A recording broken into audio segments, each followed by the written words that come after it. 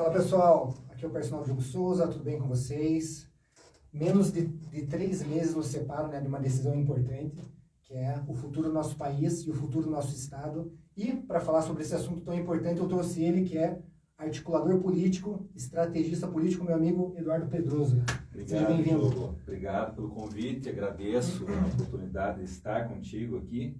E vamos conversar um pouquinho, né? Vamos conversar um pouquinho. Vamos ver o que nos cabe nesse momento aí. Vamos começar devagarzinho, falando um pouco da família, da vida, da onde você vem, Pedroso, idade, casado, solteiro, tem filhos. Eu sou curitibano, nasci em Curitiba, nascido e criado em Curitiba, sou casado, tenho 4 filhos. Né? O 4º filho está aí em processo de produção, né? Tá no forninho. Tá no forno, vem para novembro. Logo depois da eleição ali chega o José Maria Pedroso, o meu 4º filho. Tem o Eduardo, de 18 anos, Eduardo Castro Alves Pedroso, aí o Matheus Castro Alves Pedroso, Catarina Pou Pedroso, 7 anos, e agora o José Maria Pedroso, né? Que maravilha. Isso. E aí Isabela, minha esposa, é psicóloga, né? Super atuante, assim, né? Na questão, ela é totalmente pró-vida, né? Então, a abordagem do atendimento dela é sempre voltado para isso. Ela atende mães, né? Moças novas que, porventura, estão tendo alguma situação em período de gravidez, então ela atua fortemente nesse segmento. Ela é voluntária em alguns institutos pró-vida do Brasil todo, assim. Uau. E isso nos é muito caro, assim, é um assunto que para nós, assim, é até uma missão de vida. Obviamente que eu acabo entrando junto nessa, né, dando o suporte que ela precisa e ela, em contrapartida, também me atendendo ali, porque a política, ela atua em todas as áreas, né, Diogo? Você sabe muito bem disso. E a área da vida não está isenta disso. A gente tem que atuar. O assunto, como podemos falar aqui, né, o termo, o aborto é um problema do nosso tempo, é uma dor da nossa geração, e a gente não foge dessa luta, não. Somos totalmente pró-vida, minha família toda pró-vida. Isabela atua fortemente. Eu, na área da política, obviamente, irei, como deputado eleito, se Deus quiser, se Deus permitir, né, se for os planos de Deus, minha pauta número 1 será a vida, a proteção da vida, e não apenas para recém-nascidos, né? Às vezes a gente fala assim, pró-vida, então as pessoas pensam assim, não, é questão maternidade e tal, também é, né? Mas a gente tem muitas situações assim de pessoas de todas as idades, né, que precisam ali de uma ajuda, de um amparo para resguardar a sua própria vida, né? Sim. É um assunto delicado, mas política é isso, né? Quem não tem... Quem não quer brincar, não desce. Quem não quer brincar, não desce, né? Exatamente. Aproveitando esse assunto, né, que entrelaça com a relação religiosa, né? Perfeito. Você é um cara muito de fé, explica um pouquinho sobre sua religião, sua relação com a religião. Eu sou católico, né? As pessoas falam católico praticante, o negócio é esse, né? Eu sou católico, vou à missa, frequento a igreja católica, eu estou muito encantado com o Arautos do Evangelho, eu estou participando das missas lá no Arautos. O Arautos de Curitiba, na verdade, é em Piraquara. Recomendo a vocês que assistam, participem da missa lá em Piraquara, sempre que possível, assim, é bem retirado, dentro de uma chácara, assim, você chegar lá, você já começa a entrar em contato ali com a natureza, é realmente diferente, assim, né? Tem pessoal de Curitiba e região que puder ter, os católicos, né, que puderem ter essa experiência de assistir uma missa, de participar de uma missa lá no Arautos, eu acho que vão gostar bastante, assim. E eu sou católico, a gente tem toda a gente dedica, a minha família dedica, né, um pedaço do seu tempo sempre para o estudo da doutrina católica, né? A minha esposa é católica também. Os meus filhos, todos eles estudam em colégio católico, que é o colégio do Bosque Mananciais, que, assim, olha, é um colégio que nos amparou num momento muito difícil, tá? Porque eu era um pai homeschooler, né? Eu defendia a educação domiciliar como projeto de lei no Paraná e no Brasil, e por eu estar à frente disso, movimentando ali como um líder esse assunto, eu acabei pagando muito caro por isso, Ministério Público, aí entra essa situação toda o município interferindo também, estamos falando da gestão do GRECA, né, atrás, assim, os conselheiros tutelares em cima, uma dificuldade para conversar, e era um momento ali que a gente estava buscando esclarecer o assunto, né? Então, ao mesmo tempo que eu estava buscando dar clareza, né, para secretário de educação, para vereadores, para deputados e tal, eu já estava praticando educação domiciliar com os meus filhos. E aí, assim, veio o governo Bolsonaro, a gente imaginava espetacular, agora a gente vai conseguir aprovar, né? Porque, poxa vida, temos um presidente de direita, a maioria dos deputados, o Senado, aparentemente era favorável, então a gente... Tinha uma janela de oportunidade. Havia uma oportunidade que se perdeu, tá? Então, assim, mais uma vez, é outro assunto que é muito caro para mim, então, cada vez que alguém me pede para falar da educação domiciliar, eu cuido muito com o que eu vou falar, porque eu não tenho mais esse otimismo com relação a isso. E tem outra coisa, a vida educacional do teu filho, ali, a vida escolar, vamos chamar, porque educação você vai levar para a vida, você vai ter uma vida de educação e de estudos a vida toda, né? Pelo menos é assim que eu educo os meus filhos, ele vai estudar pro resto da vida. Mas a vida escolar da criança, ela passa rápido. Então, assim, aí você fica, que nem no meu caso, né? Fomos lá, eles estudavam em colégio particular, daí fomos fazer educação domiciliar, uma guerra conselheiro tutelar, assim, eu falo, as pessoas acham que eu estou brincando, mas eu não estou brincando. Conselheiro tutelar que mal sabe escrever o próprio nome, batendo na porta da tua casa, pedindo para ver, deixa eu ver em quais condições, deixa eu ver o material, deixa eu ver. Meu irmão, você não sabe, peraí, cara, tá aqui, vamos ver, vai, veja, analise. É que eu não entendo muito. Eu falei, claro que você não entende nada, não é muito, você não entende nada, né, de educação, não é a tua área. Não é a tua área. E zero soberba nisso aqui, tá? A educação é a minha área, acho que depois nós vamos poder falar um pouco disso aqui. E eu sei das dificuldades, eu conheço as dores. Então, o que eu estou falando aqui é zero soberba, tá? E aí, aquela coisa, aquela dificuldade, todo dia. Aí você sai para trabalhar, teus filhos começam a receber visita, tua família começa a receber visita de conselheiro tutelar, apavorando a cabeça. Nós temos relatos, gente, de pessoas que... por exemplo, para não chamar a atenção e que para não serem denunciados a Conselho Tutelar, a Ministério Público e coisas assim, eles vestem um uniforme escolar no seu filho e saem ali 1-2 vezes por semana, dar uma volta andando assim pelas ruas para a vizinhança, tipo, acho que estão indo para a escola e tal. Olha o nível absurdo que nós estamos chegando, tá? Então, assim, eu não me lembro no Brasil de um outro momento de repressão a alguma coisa como esse. Principalmente contra a educação. Principalmente contra a educação, né? Agora, assim, é óbvio que se a gente for falar aqui só da educação domiciliar, da educação, é assunto para uma vida toda. Por exemplo, os professores, né? Eu vejo aos professores uma oportunidade também, porque geralmente as famílias que fazem educação domiciliar acabam tendo ali uma renda... algo assim que eles podem contratar aulas particulares, mais ainda, podem contratar tutores para os seus filhos. Né? Inclusive, tem até países patrocinando, né, essa educação escolar. O Estado, ao invés de gastar, né, com um aluno a mais na escola, dá um incentivo para a família. E isso é espetacular. Assim, não há demérito nenhum na educação domiciliar. Nenhum, zero. Não vejo, não encontro demérito, tá? Qualquer outra falácia, não, porque daí... a questão social, gente, por favor, né? Sim, até porque a criança vai fazer outras atividades em paralelo. Né? Vai achar o quê? Que eu vou trancar a criança num quarto e ele vai estudar até aprender? Não, zero isso, zero isso. Né? Você tem uma base assim, cultural muito forte, envolvimento assim, com autocultura, com música, etc. Conta um pouquinho para nós essa questão sua antes da política, assim, a história da bagagem. A minha história, ela vem da educação cultural, né? Esse termo eu gosto muito dele, assim, e como deputado que pretendo ser, levarei esse termo por toda a minha vida, porque eu acredito que a cultura, mais do que outras áreas, ela pode transformar a vida das pessoas, tá? O acesso a uma cultura, de fato cultura, o Diogo colocou aqui o termo alta cultura, né? A artes, mais ele a música, por exemplo, quando a gente fala da música, especificamente, principalmente a música erudita, né? Ela pode ajudar toda uma civilização a sair do estado de coisas em que o Brasil se encontra hoje, que é um estado de dormência, de letargia, de burrice até, né? Uma burrice promovida, né? Uma burrice planejada, né? Um caos planejado. Então a arte tem essa função. Acontece que né, um espectro político praticamente dominou todas as áreas da cultura no Brasil.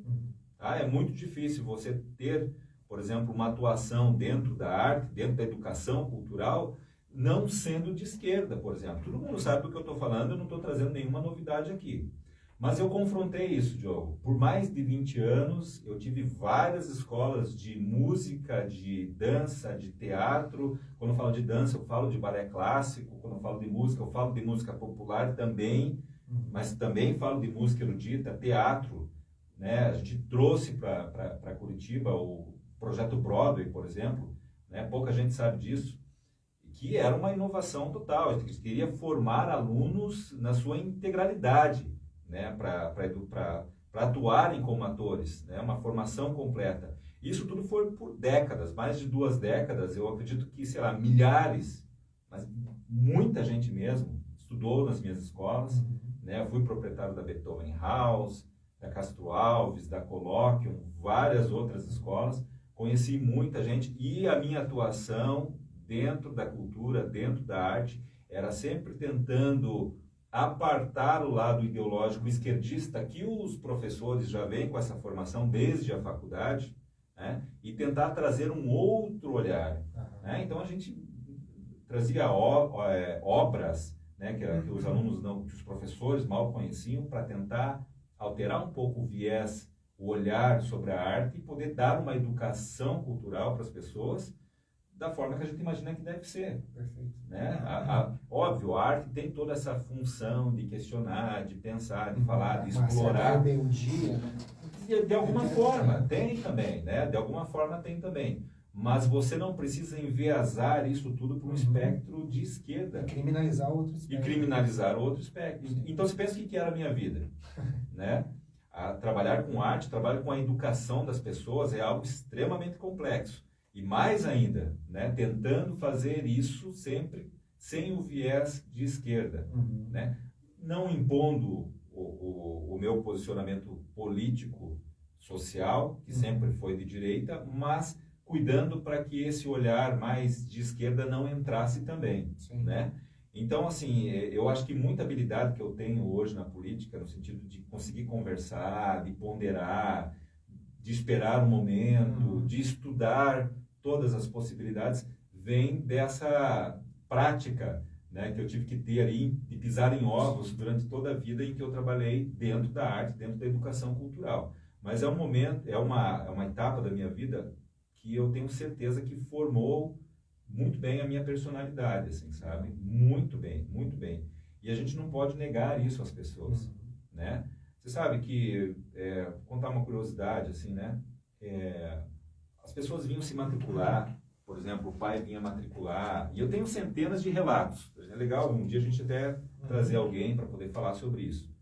Então, os pais traziam os filhos, assim, para estudar, porque eles achavam bonito o piano e tal, mas eles não conheciam os compositores, não conheciam a música, não ouviam isso em casa, tá? Então não era o hábito, mas o pai entendia, ele sentia que ali havia algo maior que ele queria que o filho tivesse acesso àquilo, já que ele não teve, né? E muito bem, assim, os filhos se matriculavam, começavam a fazer aula, e o pai ficava próximo, ouvia aquilo tudo, e inevitavelmente acabavam me procurando, porque meu negócio sempre foi falar, conversar, né? E acabavam me procurando, e a minha sala era aberta para todos, assim, então eu entrava ali, ficava um grupo sempre conversando comigo, e eu comecei a perceber que havia uma carência, uma necessidade daquelas pessoas em ter contato com coisas um pouco acima do cotidiano delas, assim. Não sei se a gente não está indo para um lado muito intelectual aqui, mas a gente já retoma para a política já. O que aconteceu? Na percepção dessa carência, eu criei uma escola chamada Colloquium. E o que era a Colloquium? Era justamente essa conversa, né, em que a gente trazia pautas mais elevadas. Começava a falar de literatura, começava a falar de compositores. Sim, os temas se entrelaçam, né? Se entrelaçam, né? E aí, assim, os pais começaram a criar gosto por aquilo, daqui a pouco os pais começavam a se matricular também em cursos de música, e a coisa começava a ganhar um corpo. Legal. Então você só precisa acessibilizar isso às pessoas. Mas acessibilizar, olha o que eu vou falar, olha a importância do que eu vou falar agora. Acessibilizar não é vulgarizar. Por exemplo, não, vamos colocar, a música agora é obrigatória nas escolas. Tá bom? Vamos ver como é que vai ser. Aí vai lá o professor, aí pega os professores lá de música, aí os bem, o pessoal assim, bem alternativo e tal. Primeira aula, não, nós vamos fazer aula de percussão aqui. Como que nós vamos fazer? Não, cada um traz uma lata de casa. Gente, por favor, não é. Música tem instrumento. Tá? O instrumento foi adequado para isso, foi criado, foi planejado, foi pensado. E a beleza, a estética do instrumento encanta o aluno tanto quanto a música. Então, quando você começa com essa historinha de vamos fazer com matéria... Aqui, ó, aqui vamos fazer um instrumento com lixo. Gente, vamos parar com isso, tá? Vamos começar a conversa da forma certa. O aluno tem que olhar para o instrumento dele e achar aquilo bonito, sabe? Cuidar daquilo. Ninguém cuida de um pedaço de lata. Que foi jogado fora, ele pegou, bateu ali, vai criar... Não, gente. Instrumento musical é instrumento musical, tá? É outra história. Então, eu acho que nessa a música agora é obrigatória. Já começou errado. Você precisa de recursos, você precisa de estrutura. Tá? A música é, assim, para pessoas que querem elevar a sua existência. Né? E, cara, você precisa do instrumento musical adequado. A criança precisa olhar para aquilo, precisa admirar aquilo. O próprio Olavo de Carvalho, né, que você é um conhecedor, fala muito sobre... que a mudança precisa começar pela cultura para depois vir para a política e outras áreas. Né? Isso, assim, olha, eu acho que eu sou aluno do Olavo de Carvalho, né, há, sei lá, 12, 13 anos, e o Olavo mudou minha vida, né, já que você entrou nessa pauta, o Olavo simplesmente mudou minha vida, porque a gente passa o tempo todo buscando conhecimento, buscando a erudição, sabedoria, e é muito difícil, porque você fica lendo uns autores... E às vezes você se matricula num curso lá de filosofia, de alguma coisa, que você não aguenta o cara falando. Você tem certeza, você não entende daquela matéria, mas você sabe que o cara está mentindo para você, né? E aí quando você vai assistir o Olavo de Carvalho, ele não está nem aí para você. Ele tem o compromisso dele com a verdade. E se você não gosta daquilo, é só você não assistir aquilo e está tudo bem, está tudo certo. E você começa a se encantar. E isso que o Olavo fala é algo espetacular, assim. Então, assim, no Brasil as pessoas elas dizem assim, não, primeiro eu quero ficar rico. Depois que eu ficar rico, aí eu vou adquirir cultura. Ao passo que o contrário seria o ideal. E é quase impossível você alcançar uma riqueza desejada sendo um completo idiota, um imbecil. E se atinge a chance de perder sem ter, para você ter perder conhecimento por falta de conhecimento, né? Agora, existem 1000 formas de você ficar rico, né? Mas só existe uma forma de você adquirir cultura, que é se dedicar, né? Lapidar a si próprio, se permitir passar pela dor da transformação. A arte tem essas coisas, tá, gente? A gente está falando muito de arte hoje aqui, mas assim, sei lá, desde vamos pensar que 2015, 16, que eu não atuo mais nessa área.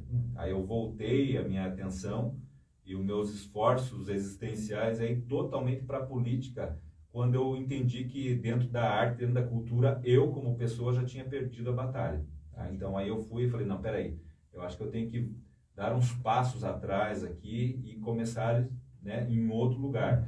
E a política meio que me cooptou para isso, né? Foi algo quase que natural, assim, as pessoas começaram a me procurar, porque eu sempre falei de política, mas falar de política é fácil, qualquer boteco aí a gente senta e fala. Agora, quando você vai para dentro da política e você tem que fazer planejamento, você tem que criar ações, você tem que estudar o território para você tomar ações, né? Aí é diferente. E eu vejo que essa é algo que a direita, onde eu habito, né, espectro político de direita, a direita ainda não entendeu muito bem isso, não entendeu que a gente precisa realmente aprofundar, né, cada decisão, ela é assim algo que você não tem como refazer depois, então, na política, né, e eu acho que a direita ainda tem muito que aprender e eu gostaria de aprender junto, é assim que eu me coloco. Aproveitando esse gancho da política, qual foi o seu primeiro contato assim, político? Desde que idade você lembra de começar a entender, candidato tal, acompanhar eleições, assim? Então, assim... Quando você fala, eu vou só dar uma olhada se está tudo certo. Dá uma olhada se está funcionando aí nossa... Tá maravilha, tudo certo. Vamos nossa estrutura. Olha só, quando eu sempre tive contato com literatura, né? Eu não venho de uma família erudita, vamos dizer assim, que tenha conhecimento, né? Ninguém ali na minha família era voltado ao estudo, ao conhecimento, mas eu sempre tive isso, assim, dentro de mim, assim, era algo quase que, né? E eu sempre gostei muito de ler, eu aprendi a ler muito cedo, né? E gostava muito de ler, então eu gostava de ler uns caras assim mais, tipo Victor Hugo, né? Que traz essa coisa, esquerdista adora a literatura de Victor Hugo, porque traz essa coisa bem humanista, assim, né? E eu gostava de ler aquilo e eu ficava um pouco indignado, assim, com as injustiças, né?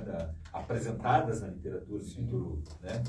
E aquilo me tocava, assim, que eu acho que é mais ou menos por ali. Até tem um negócio que o cara fala, né, que quando a gente é adolescente, a gente é esquerdista, mas depois que a gente cresce, a gente tem que mudar, né? Porque senão a gente passa a ser outra coisa. Até tá acontecendo um fenômeno nessa eleição, que muita gente falando do tal do MBL, né? E o MBL já, apesar de ser muito recente, já tem um fenômeno que o pessoal entra no MBL com 14, 15, 16 anos, só quando chega nos 20 já larga já, né? Porque já vê que é uma porcaria, que não tem como sustentar a longo prazo. E todos os seus líderes, por exemplo, não são nem são casados, a maioria não tem filho, então assim, queira ou não queira, a questão do casamento e da paternidade, né, faz toda a diferença da vida da pessoa, na maturidade do homem. Até o Aristóteles falava do Spudale, né, que é o homem maduro, que a partir disso você tem uma outra visão de mundo, né? Exatamente. Bom, então desde cedo eu era mais, vamos dizer assim, sensível a questões assim existenciais, do sofrimento humano. Aí, naturalmente, entra esse lance da desigualdade e tal. E eu tive, vamos dizer assim, que me cuidar muito com isso, assim, sabe? Porque isso acaba nos arrastando muito para a esquerda. Porque a gente pouco entende, a gente tem pouco acesso a pensadores de direita. Tinha. Hoje já não tem mais, né? Tem várias editoras que estão, né, publicando muitas coisas boas, e então a gente consegue ver que isso existe também do lado direito da força, né? Então aí eu sempre estava nessa aí. Aí, muito jovem, eu escrevia letras de música, tenho várias composições e tal, e até era um pouco criticado, assim, pelo pessoal que fazia música comigo, falava, não, né, você fica aí protestando nas letras e fazendo coisa e tal. Então eu sempre fui, assim, essa coisa, eu sempre tive essa sensibilidade social, tá? E aí, assim, isso se arrastou pela minha vida toda, né? Então as pessoas mais próximas diziam, olha, você tinha que ser político, mas eu realmente não via isso em mim, eu via outra coisa, né? O tempo foi passando, eu fui me envolvendo profundamente com a educação, né? E aí ainda mais a gente começa a perceber uma carência que o Estado poderia, não estou aqui defendendo um Estado macro, quem me conhece sabe que não tem nada disso, mas o Estado poderia atuar minimamente ali para entregar um conhecimento cultural para as pessoas muito mais elevado do que entrega, né? Mas aí a gente não quer entrar nessas questões. A gente está tantos anos-luz atrás disso, né? De começar pelo menos pela educação básica, bem feita, para depois evoluir nesse... Se a pessoa tivesse o português e a matemática já bem feito, já seria muita coisa. Aí querer que os caras ainda eduquem culturalmente, aí já... Eu acho que essa discussão vai ter que esperar, né? A gente viu revolução no bom sentido em vários países, investindo em português e matemática e deslanchou. Acabou. Né? Depois eu quero, se der tempo, ou em um outro programa como esse, a gente vai falar também de algumas propostas que eu tenho para a educação. Né? Você vai ver que, assim, por mais que eu tenha todo esse olhar cultural da coisa, vai ver que eu sou, para a educação hoje é o seguinte, curso técnico, vamos moer de curso técnico, vamos colocar todo mundo para terminar o ensino médio, começar a ter o seu salário, ter o seu emprego, quer fazer faculdade, faz, não quer, já vai trabalhar e vai para frente. E depois que a pessoa começa a ter dinheiro e dignidade na saúde, na alimentação... Você tem um ofício que você sabe que você não vai morrer de fome. Você não vai morrer de fome, você sabe fazer alguma coisa. Aí a gente pode começar a pensar também, né, em o Estado interferir na questão cultural. Né? São coisas distintas. E aí, muito bem, aí eu cheguei na idade adulta e alguns candidatos, né, eles me procuravam, porque como eu falava muito sobre política em palestras, na escola colóquio, em outros lugares, falava muito sobre política, eles entendiam que eu sabia fazer campanha. Só que eu não entendia coisíssima nenhuma, eu nunca tinha feito campanha, né? E aí eu comecei a falar, não, peraí, o pessoal começou a me pedir ajuda, daí eu falei, não, espera só um pouquinho, deixa eu ver o que dá para fazer, né? E aí, nessa de ver o que dá para fazer, eu comecei a me aprofundar demais no sentido de buscar saber, de fato, né, dentro da sociedade, qual é a carência. Porque, por exemplo, o cara quer se candidatar, mas tudo bem, dentro da sociedade existe essa possibilidade dele representar de alguma forma o que há na sociedade de errado que ele pode consertar. Sim. É isso que eu estou querendo dizer. Entendi. Há alguma coisa de errado que esse candidato possa atuar dentro daquilo, ou ele quer se candidatar porque ele acha bonito, porque ele quer ser vereador, porque ele quer ser deputado, mas que ele sequer olha para a sociedade. Sim. Então, nessa imersão, eu comecei a perceber que existiam as duas coisas. Existiam candidatos que queriam se candidatar porque ele quer ser deputado, ele quer ser prefeito, ele quer ser porque é um status, é algo que ele, lá dentro das questões dele, né, aquilo faz algum sentido e tal, mas também existe a carência, existe a necessidade social e existem candidatos que atendem objetivamente essas necessidades da sociedade. E aí eu comecei a gostar muito disso. Então, assim, qual que é o processo que eu faço? A pessoa me procura e fala assim, ó, Pedroso, eu quero ser prefeito. Não, peraí, então deixa eu dar uma olhada em como é que está a tua cidade. O que está acontecendo aqui? Aí muitas vezes eu chego e falo, ó, mas você percebeu que o atual prefeito é muito bom? E o que ele está fazendo pela tua cidade está ótimo e que talvez você possa atrapalhar isso? Né? Não seria o caso, de repente, de fazer uma composição e você participar do trabalho desse prefeito e aprender também com ele para que futuramente você possa, nesse revezamento que é, né, a nossa república, a cada 4 anos muda o mundo, né? Então, assim, nessa história de revezamento, lá na frente você entra. E muitas vezes o cara passa a fazer parte ali, passa a acompanhar. Mas muitas vezes o cara, a condição, a formação dele, a condição intelectual, a visão social dele contribui e muito. Então, assim, a gente encontra uma carência, uma dificuldade local e aquele sujeito ele pode ajudar a sociedade. E aí a gente trabalha nessa ponte aqui, ó. Ele faz isso e o povo dele precisa disso daqui. Vamos ajudar o cara. Legal. Então, dentro disso, eu comecei a desenvolver essa habilidade, mas sempre, Diogo, sempre ali nos bastidores.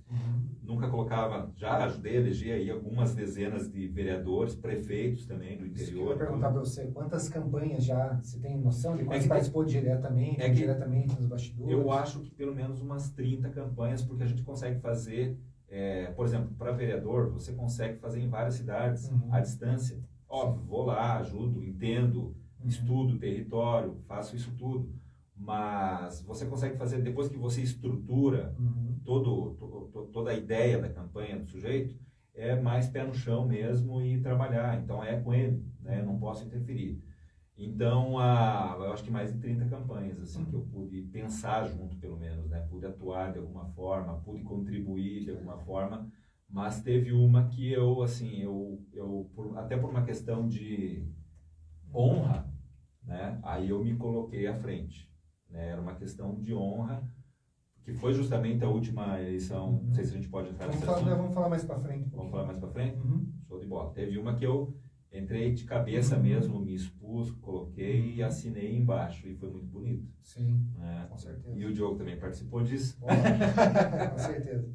E entrando um pouquinho mais na parte ideológica, a gente sabe que quando você começa a estudar política, você já não percebe só a esquerda e a direita, né? A esquerda tem 50 tons de vermelho, desde o cara leninista, do trotskista, até o Érico Hilton, até o cara mais woke, assim como na direita, 50 tons de verde e amarelo, tem o cara mais libertário, anarcocapitalista, passando pelo liberal, chegando no conservador. Como que você se enquadra nessa salada de fruta ideológica, assim? Conservador, né? Puramente conservador. Por exemplo, tem gente que fala assim, eu sou, como é que eles falam? Conservador nos costumes e liberal na economia. Cara, como é que é esse negócio, muito cara? Estranho, não, assim. E daí a gente faz um exercício ali para tentar entender o que o cara tá falando. Sim. Né? E não dá para entender. Não. Em algum sentido ele está mentindo. Tá? Não sei se ele está mentindo que ele é um economista liberal ou se ele está mentindo que ele é um culturalmente conservador. Sim. As coisas se encontram. Por exemplo, assim, vamos lá, vamos pegar um cara desse, né? Ele é um liberal na economia e um conservador ali nos costumes e tal. E aí ele vai fazer a gestão da cidade dele. Ele se elege e vira prefeito. Tá? Aí chega uma situação lá que os caras, por exemplo, querem material didático. Tá? A empresa ganha a licitação, tudo dentro da norma, tal, aquela coisa bonita e tal, ele é um liberal, tem ali a licitação, tudo processo, tudo bonitinho. Aí vai ver o material, o que que acontece? Tem lá baixaria, tem, tem uma apologia a coisas que nós não queremos para as nossas crianças. Como é que ele vai resolver esse problema?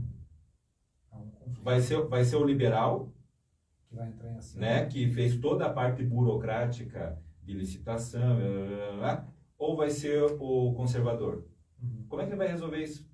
Neste momento eu serei tal. Então, assim, você percebe que não passa da página 2 esse negócio de eu sou conservador, mas eu sou liberal. A direita é tão recente que as pessoas ainda não conseguiram, ela sabe que ela é de direita, mas não consegue definir, né?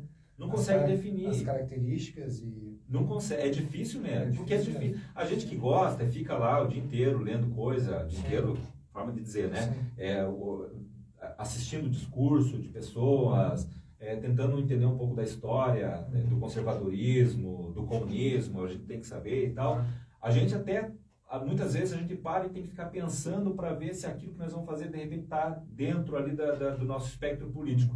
Imagina quem, cara, levanta de manhã, vai trabalhar, que não tem nada de errado com essas pessoas, tá? Tá tudo certo. Levanta de manhã, vai trabalhar, paga suas contas, paga os impostos, aí de repente é confrontado com uma pergunta: você é de direita, você é liberal, você é conservador, você é socialista?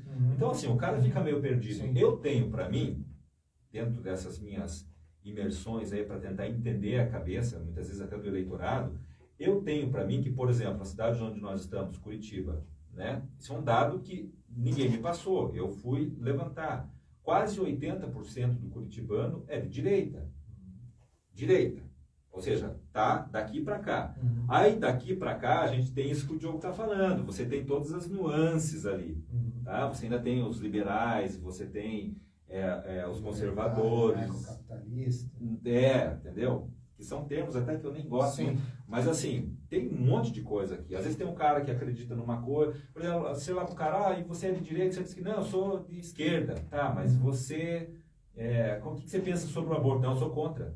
Aí você faz 10 perguntas pro cara, para tentar entender ali exatamente onde ele está, e a resposta das 10 mostra que ele é um cara de direita, só que ele não sabe. Ele não sabe. Até pela base cristã que a gente tem, de certa forma, tende a ir mais para esse lado. Exatamente. Então, assim, aí você tem dentro da própria, é um outro assunto que talvez não é o caso de entrar, a própria igreja, muitas vezes, e às vezes eu falo até pela própria igreja católica, tem muitos segmentos dentro. Falo da igreja católica, que é a minha casa, então eu posso falar, estou à vontade para falar. Que confundem um pouco, assim, sabe? Porque você tem algumas missões ali dentro. Sabemos de sabe, que infiltrações. Poxa vida, né? Então, e tem toda uma história, a gente sabe disso, né? Talvez não seja o caso abrir a tal ponto, assim, uma discussão como essa, mas a gente sabe que há atuações dentro da igreja católica, que deve haver também dentro da igreja evangélica, que vão buscar prospectar pessoas para o lado esquerdo, né? A gente sabe disso. Então, eu não lembro qual era a pergunta. Não sei se eu estou respondendo. Não, é isso mesmo, Dentro do espectro político, como você se enquadra. Conservador total, a ponto de, né? Nós começamos agora, recentemente, o projeto, que nós não sabemos do futuro, mas não nos cabe saber o futuro, o que nos cabe é fazer o que é certo. E o que nós estamos fazendo? Nós estamos construindo um partido conservador no Brasil. Tá? Já deixo aqui até meus parabéns para o presidente nacional, que é presidente nacional, idealizador do projeto e está dando a sua vida por isso, que é o José Carlos Bernardi. Tá?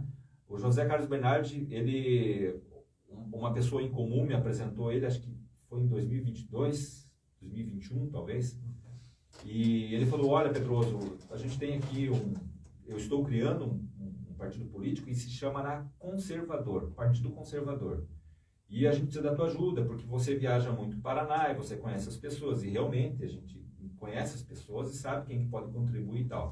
Mas isso, aí eu até entrei como presidente do partido na ocasião, mas eu tive que adiar um pouco a atuação dentro do partido, porque aí veio a campanha municipal e eu tive que pulou de cabeça, tive que parar para poder cuidar disso. Mas agora estou retomando, e até causa uma confusão, porque eu sou pré-candidato a deputado estadual, né? A gente deve falar sobre isso ainda hoje. Eu sou pré-candidato a deputado estadual pelo Partido Novo. Mas então como é que fica essa história? Você é candidato pelo Novo, mas você está construindo outro partido? Sim, sem problema nenhum. o Partido Conservador, ele não é partido político. Ele ainda não conseguiu atingir todas as etapas para isso. Dessa forma, eu tenho o Partido Conservador como um movimento e eu vou atuar fortemente. Tive reuniões internas com a presidência do Partido Novo, expliquei as nuances para eles, para que não houvesse confusão alguma, né? Porque sempre tem, né? Olha, tá estranho isso aí, porque o cara está num partido e está falando do outro partido. Então, o Partido Novo, o Partido Conservador hoje atua como um movimento político de fortalecimento do Partido Novo e também do PL. Por exemplo, nós estamos no Paraná, né? Então, assim, o Partido Novo está apoiando o candidato do PL para o governo do Estado. São 2 vagas para o Senado. Então, muito provavelmente o Partido Novo terá um candidato e muito provavelmente o PL também terá um candidato. Então, nós vamos apoiar. Nós quem? O Conservador também vem para apoiar. Eu não vou falar nomes aqui, porque a gente ainda vai passar por uma convenção. Tanto dos partidos do PL, do Novo, como também uma convenção do Conservador. Tá? Então, assim, por exemplo, o Partido Novo vai apresentar um candidato X para tal cargo. O Partido Conservador vai sabatinar esse cara, internamente. Tá? Vai sabatinar. Olha aqui, nós temos algumas questões, nós queremos saber aqui qual que é o teu posicionamento sobre isso. Ele vai dizer, né? Ele vai se explicar e a gente vai considerar se a gente vai apoiar ou não. Caso não apoie, não teremos problema nenhum, tá? Em dizer, olha, nós não apoiaremos candidato ao cargo tal, porque não encontramos ninguém que represente o conservador. Tá? Então, apoiaremos candidato a deputado federal, a deputado estadual, certamente, o Partido Conservador, organizado por mim, com a tua ajuda, inclusive, o Diogo, é um dos nossos presidentes aqui. Depois, se a gente for falar um pouco mais sobre isso, eu falo especificamente dele também, no Conservador. Mas, assim, vai haver uma assembleia, uma convenção nossa do Conservador e vamos decidir. Pessoal, quantos deputados estaduais nós iremos apoiar nessa eleição? Quantos federais? Senado, olha só, tal, como é que a gente vai fazer? Então, tudo isso vai acontecer, tá? Logo que as convenções dos outros partidos aconteçam e a gente saiba, de fato, quem são os candidatos. Perfeito. Né? Maravilha. E você teve um grande destaque exatamente na eleição municipal passada aqui em Curitiba. Conta um pouquinho dessa história pra gente. Olha, há mais ou menos uns 4 anos eu decidi que eu seria deputado estadual. Mas, eu acho que faz uns 8 anos que eu coloquei na minha cabeça, né, que eu poderia contribuir muito com a sociedade, com o estado onde eu moro, sendo um deputado estadual, que eu tenho condições de fazer de ter uma boa atuação como deputado estadual. E somente como deputado estadual. Nunca vou querer ser deputado federal, nunca vou querer ser outra coisa. Vocês estavam considerando, que tal, de repente, a prefeitura? Esquece completamente. Né? Eu não sei administrar nem a minha casa, se não fosse a minha esposa, pagar as contas, fazer a organização dessa coisa do dia a dia. Sim. Eu não saberia fazer. Né? Imagina, agora, ser prefeito e administrar uma cidade não é a minha personalidade. Eu não tenho arquétipo para prefeito, tá? Realmente não tenho. Mas veja, então há 8 anos atrás eu decidi que eu gostaria de ser deputado porque eu posso contribuir dessa forma. Tá? Eu quero ter isso na história da minha vida. Tá? E eu comecei a me aprofundar muito nisso. E muito bem, percebi que lançando um candidato à Prefeitura de Curitiba, porque precisava muito, tá? Deixo desde logo aqui o meu posicionamento. Não é que eu não goste do Greca, eu tenho repulsa ao Greca, tá? E não a pessoa dele, a administração. Quando você vê o Greca em campanha, ele é um tiozinho fofinho. Dá a cadeira de governador para esse cara, para vocês verem uma coisa. Dá. Eleja o Greca governador, para vocês verem quem é o Greca, tá? Então, campanha, tiozinho fofinho, ele faz assim, né? Que bonito. Elege esse cara, governador, para vocês verem o que vai acontecer. Então, eu não gosto do Greca e o projeto à Prefeitura de Curitiba que eu criei, desde o princípio até o fim, eu levei do princípio até o fim, foi em resposta ao senhor Rafael Greca. Tá bom? Então, a revolução que aconteceu aqui em Curitiba foi em resposta à péssima atuação de Rafael Greca durante a pandemia, a forma com que ele lidou com todo mundo, tá? eu era próximo aos vereadores, ele fechou conversa, ele não quis conversar. Como que um prefeito não quer conversar com os vereadores?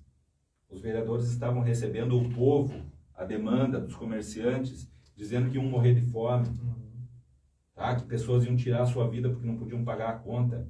Os vereadores, não, caso duvidem de mim, vão lá no YouTube da Câmara Municipal e vejam os discursos inflamados dos vereadores. Não era vereador de direita, era todo mundo, dizendo que não conseguia falar com o prefeito, que a gente precisava tomar uma atitude, que precisava encontrar um caminho. Então, a campanha municipal, eu nunca falei isso aqui, tá? Para ninguém, primeira mão, a campanha municipal, que foi ao segundo turno e que confrontou o sistema político de Curitiba, foi em resposta à péssima gestão do senhor Rafael Greca. Tá um ótimo corte aqui, dê recado para esse cara. Politicamente, comigo nunca vai ter conversa, tá, senhor Rafael Greca? Né? E ali, nós tivemos uma atuação que realmente foi plausível, foi bonita, sem dinheiro, sem estrutura. Como é que vocês conseguiram fazer isso? A gente fez isso pela seguinte forma. A gente sentou com as pessoas e ouviu. O que você acha? Como que as coisas estão? Quais são os problemas da cidade? A gente ouviu o povo. E o povo se sentiu representado. Simples assim. Né? Enquanto todo o sistema político de Curitiba olhava para dentro da prefeitura, olhava e ficava dentro do Palácio do Governo, achando, vamos decidir quem é o próximo prefeito aqui dentro, eu fiz o contrário. Eu fui para a população e perguntei para eles, o que vocês querem? Durante a campanha, muitos relatos, né, das milhares de obras na cidade que ninguém foi consultado, né? Eu tive algumas oportunidades de acompanhar isso com vocês e o pessoal, um exemplo, por exemplo, aqui muito próximo da gente é Erasto Gepner, que foi mexida, fizeram uma atrocidade lá, ninguém foi consultado e simples assim. Sim, ou seja, a insatisfação era geral. Sim. Tá? A insatisfação era geral. Então, assim, o que aconteceu em Curitiba, a campanha emblemática em Curitiba, o resultado daquilo foi a insatisfação das pessoas. O político, o gestor, o prefeito, ele precisa olhar para isso. Eu entendo que a responsabilidade é dele, a caneta é dele, mas ele precisa se comunicar com as pessoas. Sim. Né? E durante 8 anos da gestão do Greca não havia isso. Tá? Essa era a queixa das pessoas, nós temos relatos disso. E a prova real de que isso é verdade é de que, sem R$1 de dinheiro público, nós fomos ao segundo turno. Nós só não ganhamos, outra coisa que eu nunca falei para ninguém, tá? Nós só não ganhamos essa eleição porque eles foram muito habilidosos em conseguir manter o Paulo Martins como candidato a vice deles. Porque o meu projeto inicial era Paulo Martins e a outra candidata numa única chapa. A gente ganharia essa eleição no primeiro turno. Tá? Eu só não consegui isso porque o Paulo Martins tem palavra e ele já tinha se comprometido com outro grupo, porque existia todo um arranjo, e esse projeto que eu criei não estava na cabeça de ninguém, né? A gente apareceu depois, tá? Então, assim, quem ganhou essa eleição, outra coisa em primeira mão, quem ajudou majoritariamente a ganhar essa eleição foi a presença do Paulo Martins no grupo do atual prefeito. Que dividiu os votos conservadores. E eu não sei se dividiu os votos conservadores e os caras conseguiram somar a maioria. E eu até hoje tenho lá minhas dúvidas se o atual prefeito sabe disso. Não sei se ele sabe disso. Entendi. Deveria saber e deveria ser eternamente grato, tá, à palavra do Paulo Martins, ao posicionamento do Paulo Martins, à retidão do Paulo Martins com os compromissos que ele assume. Tá? Porque foi o Paulo Martins que deu essa eleição ao atual prefeito aqui. Se não sabe disso ainda, trate de saber, para não cometer erros futuros. Né? Voltando um pouquinho à função do deputado estadual, acho que o pessoal, de um modo geral, não sabe muito bem a atuação o que o deputado estadual pode ajudar, né, no nosso estado, no caso, porque se você eu acompanho política todos os dias há alguns anos, e se você for pensar assim, em 3, 4 deputados estaduais do Paraná, você não consegue, tem que fazer uma forcinha para lembrar tamanha, né, a pífia atuação dos nossos deputados, assim, você consegue, de modo geral, assim, o que um deputado pode fazer no nosso estado. Essa responsabilidade da gente não saber quem são os deputados, ela é assim, eu vou dividir essa culpa aí, tá, Diogo? Ela é 50% culpa da Assembleia dos Deputados. Sim. A outra 50%, o outro 50% é da população em si, que também poderia procurar saber. Tá? Tá lá, a informação está lá. Alguém votou nele. Né? É óbvio que a gente tem essa questão de, pô, todo mundo tem o que fazer, né? Ficar lá correndo atrás de político o dia todo é para quem gosta, tal, o povo tem que pagar as contas. A gente entende que as pessoas têm a sua ocupação. Mas, basicamente, indo agora ao cerne da pergunta, basicamente a atuação de um deputado, para que a gente possa entender, a atuação do deputado é muito próxima também da atuação do vereador, no sentido de que eles são legisladores, eles poderão propor leis e mudar completamente a vida da cidade, mudar completamente a vida do Estado, tá? Acima ainda, além de serem legisladores que proporão leis que podem mudar a nossa vida para melhor ou para pior, eles também são fiscais do executivo. O vereador é fiscal do prefeito. O deputado estadual é fiscal do governador. Tá? Então, assim, todas as obras do governo do estado serão fiscalizadas pela Assembleia Legislativa. A aprovação de orçamento, emendas, tudo isso está na mão da Assembleia Legislativa, está na mão dos deputados. Então, isso tudo, mas o que tem a ver com isso? Tem tudo a ver com isso. Tem só tudo a ver com isso. Tá? Desde a qualidade do colégio estadual, que o teu filho vai poder estudar, qualidade das estradas. Você pega a tua família no final de semana, você quer ir para a praia, vai lá, estoura o pneu num buraco que tem no meio da serra, quebra o carro, fica lá perto no final de semana. Isso aí é responsabilidade da política. Tá? Do deputado estadual em harmonia com o governador do estado. Tem uma fala do Ratinho Júnior, do nosso governador aqui, que eu não gosto muito. Ele fala o tempo todo assim, olha, nós alcançamos uma harmonia entre o governo do estado e a Assembleia Legislativa. Isso é muito perigoso, tá? Como é que foi que ele conseguiu essa harmonia? Quer dizer o quê? Que ele é um governador extremamente competente e tudo no estado do Paraná está funcionando bem? A gente sabe que não. Tá? Ele é um bom governador, não há dúvida disso. Mas tem muita coisa que precisa arrumar. Agora, quando ele vem com esse papo de que nós alcançamos uma harmonia, dá-se a entender, e eu não estou acusando o governador de nada, dá-se a entender que os deputados estaduais estão em conluio com ele para que os problemas ou não sejam resolvidos ou não sejam transparecidos para a população. Tá? Então isso é muito perigoso, não deve haver harmonia nenhuma entre legislativo e executivo. Tá? A Assembleia Legislativa é lugar do pau comer mesmo, de brigar, da esquerda brigar contra a direita, parar com essa palhaçada de que ideologia não põe comida na mesa. Gente, quem fala isso, e fica outra crítica aqui, tá? Quem vem com esse papinho de que ideologia não põe comida na mesa, primeiro, não entende absolutamente nada de política. Eu sou um gestor.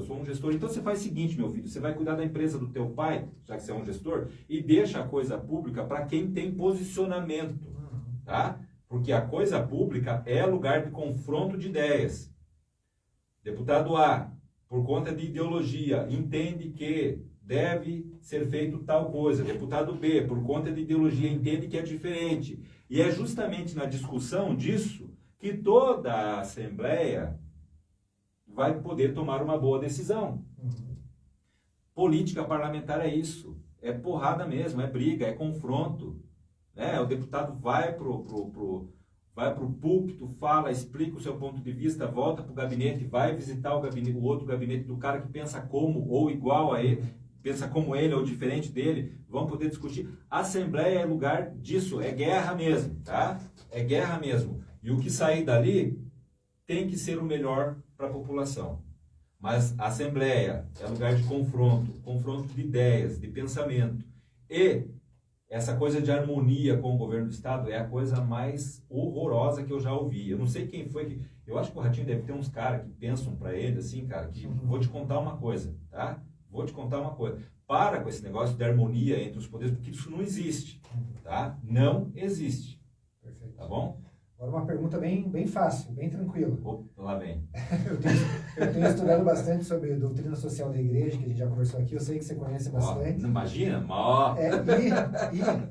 Inclusive, quem quiser acompanhar no meu Instagram, personaldiogsouza.com, alguns vídeos sobre isso, né?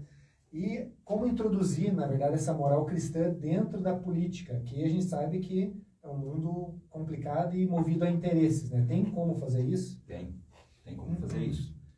Na verdade, eu penso o seguinte, os partidos políticos deveriam ter também um viés educacional.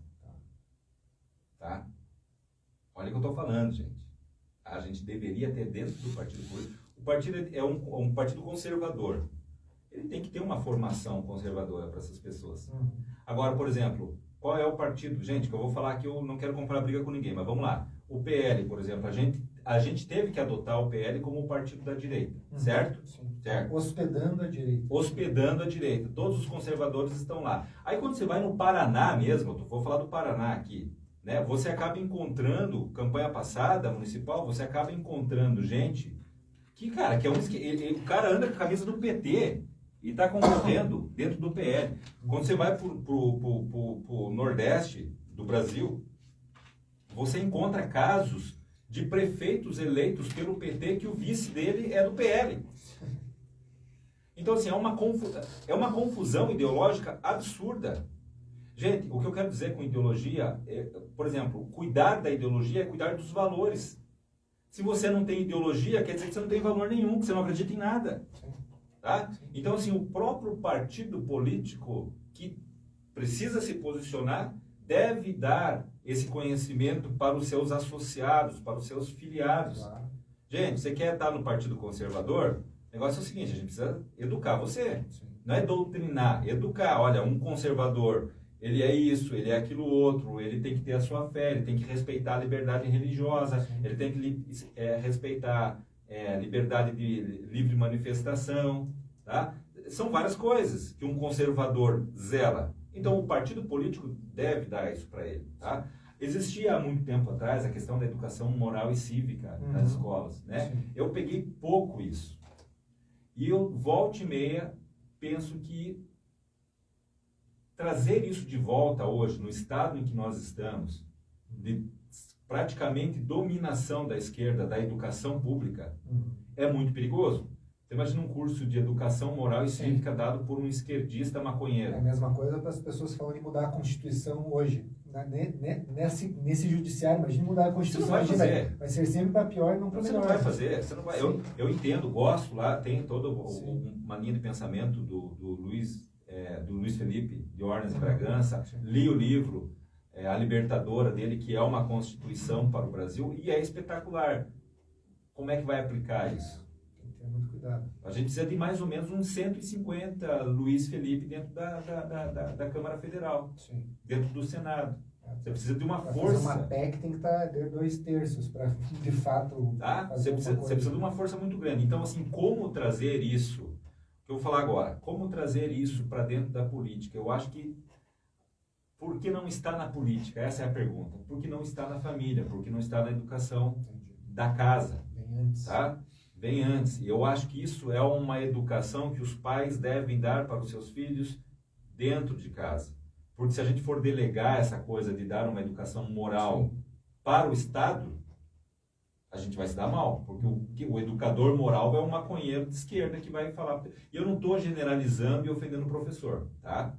Não estou fazendo isso. Os professores sabem que sempre podem contar comigo e já contam comigo para tudo. Tá? Eu sei quem é um bom professor, conheço bons professores, mas eu também tenho total conhecimento de que a grande maioria são péssimos, tá? Ideologicamente péssimos. Então, veja, isso é uma questão familiar. Essa educação de doutrina cabe à igreja e à família. O Estado não vai poder fazer muita coisa por nós. Eu não posso chegar com uma lei e impor por exemplo, meus filhos são católicos, tá? Eu faço de tudo para que eles estudem no colégio católico, porque é isso que eu quero para os meus filhos. Tá? Então, eu não vejo meios de, por exemplo, a gente entregar ao Estado, dar ao Estado a obrigação de educar moralmente e religiosamente os nossos filhos. E até porque seria um erro. Agora vem uma outra questão. Será que os pais estão preparados para isso? Pois é.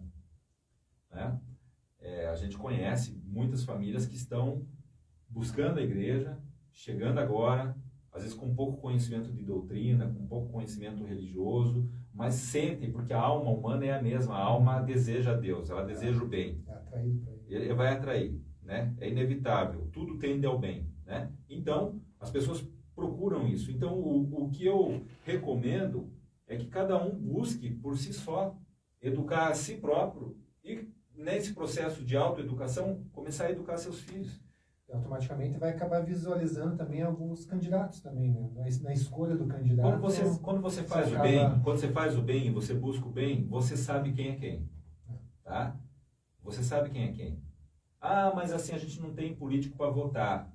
Olha, reveja, porque eu conheço dezenas de candidatos que me representam. Tá? Eu poderia escolher eu sou o candidato, obviamente, mas eu identifico em outros candidatos de outros partidos virtudes que me representam muito bem. Tá? Então, assim, quando a gente busca o bem, quando a gente pratica o bem, quando a gente deseja o bem, a gente começa a identificar isso nas outras pessoas também. É como se ficasse tudo claro na nossa frente. As pessoas se elevam na nossa frente e outras derretem, né? Então, quando a gente busca o bem, facilmente a gente percebe aquele sujeito que não está fazendo a mesma coisa, né? E aquela pessoa desaparece para você. Então, buscar o bem, buscar esse conhecimento para si próprio e transmitir para os seus filhos é o melhor caminho, sem a interferência do Estado. Até porque se o Estado for fazer, nós vamos ter problema. Agora, voltando lá no início da minha resposta, os partidos políticos deveriam sim ter critérios rigorosos. Ter critérios rigorosos no que diz respeito. Por exemplo, eu nunca vi alguém de direita querer entrar num partido de esquerda, mas eu vejo um monte de gente que não tem ideologia nenhuma se colocando dentro de partidos de direita, se elegendo, porque o cara tem um TikTok lá que tá bombando, aí o cara acaba se elegendo, e aí o cara se elege com o voto da direita, porque ele está num partido supostamente de direita, e depois a atuação dele como deputado, ou como seja lá o que for, é péssima. Não representa aquelas pessoas. Gente, isso é outra coisa, tá? Vamos cuidar agora nessa eleição aqui, já fica aqui uma observação minha, tá? Essa coisa do cara ser um youtuber, tá? Isso é muito legal. Eu gosto, eu sigo um monte de youtuber, eu gosto das coisas que os caras falam, mas isso não o qualifica para ser deputado, para ser senador, tá? Não julguem a qualidade dos candidatos pela quantidade de seguidor que ele tem. A vida real, fora da rede social, existe. Existe. E é muito boa, é muito bonita, tá? E tem muito candidato que tem pouco, eu sou um deles, poucos seguidores em rede social, mas que está o dia todo atuando exatamente onde precisa, junto com a população. Pensem nisso. E a campanha municipal foi um grande exemplo, né? Uma grande parte dos vereadores que foram eleitos nessa campanha municipal de Curitiba passada são influenciadores, não conheciam a cidade claramente, assim, só de observar, não sabia, e já estão usando isso de trampolim, já vão ser candidatos a deputado agora, e simplesmente poderia ter outra pessoa mais identificada com a cidade, que conheça os bairros, gente, de fato. Isso é grave, gente. Isso é importante. O que o Diogo está falando aqui é importante. Veja, no começo da conversa aqui, o que eu falei para vocês foi o seguinte: olha, eu quero ser deputado estadual e eu só quero ser isso. Eu não quero ser deputado federal, não quero ser prefeito, não quero ser governador, não quero ser nada. É importante essa clareza para o eleitor, porque é o seguinte: olha, eu vou confiar no Eduardo Pedroso e ele vai cuidar do Estado. Ele vai cuidar da capital, ele vai cuidar do interior, ele vai trazer investimento para dentro do Estado.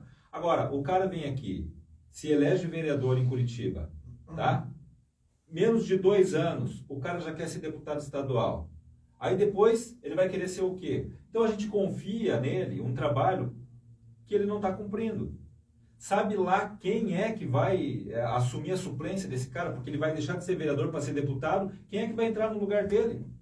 Ninguém votou naquela pessoa que entrou no lugar dele. Gente, tem que cuidar com isso. Vamos olhar os candidatos com proposta. Vamos olhar os candidatos que têm um compromisso com aquilo que vão fazer. O Diogo é um cara que fala a verdade para as pessoas e chega assim: cara, eu só quero ser vereador. Eu não quero ser deputado, eu não quero ser outra coisa. Eu quero ser vereador. Eu quero fazer um mandato de 4 anos e, se as pessoas gostarem, eu quero fazer um mandato de mais 4 anos. A mesma coisa que eu falo. Então a gente precisa jogar limpo com as pessoas. A gente não pode usar o voto do eleitor paranaense como trampolim para interesses outros, tá? Isso é muito sério, tá? Essa observação aqui, eu sei que às vezes pode... No meio político, isso pega mal pra caramba, o que eu estou falando aqui. Sim. Tá? Porque as pessoas, elas vão galgando, tá? Mas assim, o que eu estou falando aqui é sério, é grave. Você precisa ter o compromisso da pessoa em quem você está votando, tá? E para vereador, tem muito vereador que vai deixar o posto agora, que foi muito bem votado, vai deixar o posto agora para ser deputado, e a gente não sabe quem é que vai entrar no lugar. Tenho certeza que não foi isso que ele ofereceu para aquelas pessoas que votaram nele. Exato. Pensem nisso. Você tem feito uma parceria bacana com o Paulo Eduardo Martins, que a gente já falou anteriormente. Já foi deputado 2 vezes, deputado federal, muito ativo, né? Está na gênese da direita, quase foi senador por uma questão de engenharia social, não é senador hoje em dia. E você, como foi essa aproximação com o Paulo Eduardo Martins e como anda essa parceria? O Paulo Martins, assim, ele é o tipo de cara, e eu agora vejo, né? Ele tem a mesma idade que eu. Eu acho que eu sou mais velho que ele em questão de 1 mês. É mesmo? Tá? E eu sempre acompanhei o trabalho dele, fui um eleitor dele, tá? Para deputado federal e tudo, e sempre me identifiquei, né? Era um cara que falava, a eloquência do Paulo Martins é algo que contagia a gente. Você percebe que aquilo que ele está falando realmente é verdade, porque você conhece a realidade. Então sempre houve essa admiração. Quando eu criei o projeto para a Prefeitura de Curitiba, eu procurei ele e fui muito franco com ele. Falei, Paulo, olha, estou com um projeto e você seria assim a cereja do bolo se você estivesse conosco. E ele foi, como sempre, muito franco comigo. Ele falou, Pedroso, já existe todo um acordo, inclusive com o próprio Bolsonaro, e eu não costumo mudar minha palavra, então eu não posso desfazer algo que já está feito. Eu falei, bom, então vamos se respeitar, você segue o teu caminho, eu sigo o meu. Até eu até insisti, fui para Brasília, mexi com o Bolsonaro lá, arranjei problema para todo mundo, né? Mas, no fim das contas, a palavra do Paulo prevaleceu e ele esteve do outro lado. Assim que findou a campanha municipal, e eu desfiz o meu, vamos dizer assim, o meu grupo político que eu tinha criado, né? Eu rompi com esse grupo político por questões internas que não cabe a ninguém, tá? Rompi esse grupo e segui sozinho. Eu tive a sorte de ter uma conversa com o Paulo Martins e ele me relatou nessa conversa que ele tinha um interesse, que ele estava buscando, que ele estava construindo uma pré-candidatura para governo do Estado. E ele me permitiu participar disso, ele me convidou a participar disso, porque ele dizia, né, Pedroso, eu não tenho, estou construindo isso ainda, então eu ainda não tenho o apoio, eu ainda não tenho a estrutura. Mas se a gente trabalhar juntos, da forma que eu vi ele falando, da forma que eu vi você trabalhando na campanha anterior, se nós trabalharmos juntos, pode ser que a gente consiga algo positivo. Então, desde fevereiro do ano passado, de 2025, até o atual momento, nós trabalhamos nesse projeto. Paulo Martins, governador do estado do Paraná. Então, eu fui para a estrada, visitei as lideranças da direita, conversei, ouvi os anseios dessas pessoas, fiz todo aquele trabalho que eu gosto muito de fazer, né? Que é visitar o interior mesmo, tá lá, sabendo, medindo a temperatura lá dentro, né? E trouxe para o Paulo de que a candidatura ao governo do estado era 100% viável. As pessoas estavam com ele e queriam isso. Acontece que o Partido Novo, né, por decisões internas, que não cabe a mim e talvez a nenhuma outra pessoa, decidiu apoiar o candidato do PL. Por quê? Isso é importante. A parceria PL, grupo do Ratinho, se desfez e houve uma outra... Deixa eu tentar explicar melhor.